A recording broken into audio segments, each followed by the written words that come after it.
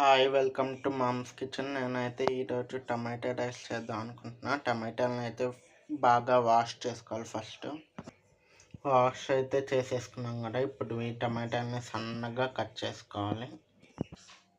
టమాటాలు అయితే కట్ చేసుకున్నాం కదా, ఆనియన్ కూడా ఇలా సన్నగా కట్ చేసుకోవాలి.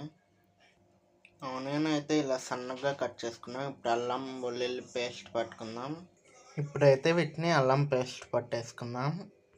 ఇప్పుడైతే అల్లం పేస్ట్ ప్రిపేర్ చేసుకున్నాం చూడండి. టమాటా రైస్కి కావాల్సిన ఇంగ్రీడియంట్స్ చూద్దాం రండి.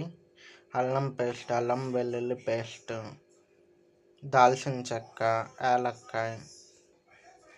బాణాలు పెట్టి స్టవ్ ఆన్ చేసి అయితే ఫస్ట్ హాఫ్ స్పూన్ నెయ్యి వేయాలి.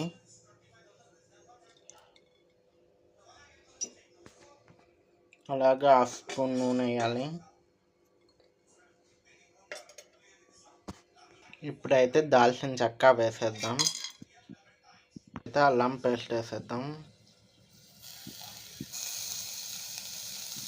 ఇప్పుడైతే తరిగి పెట్టుకున్న ఆనియన్ టమాటా వేసేద్దాం.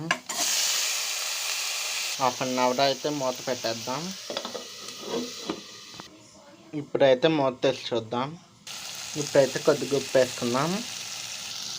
ఇప్పుడైతే కొద్దిగా గరం మసాలా వేసేద్దాం. ఇప్పుడైతే దీనిలో అన్నం కలిపేసుకుందాం. అంతా అయిపోయాక చివరిలో కొద్దిగా కారం వేద్దాం. టమాటా రైస్ అయితే అయిపోయింది చూడండి. మీలో ఎంతమందికి ఇష్టమో కామెంట్ చేయండి. Tomato rice share, like, subscribe. Okay, bye.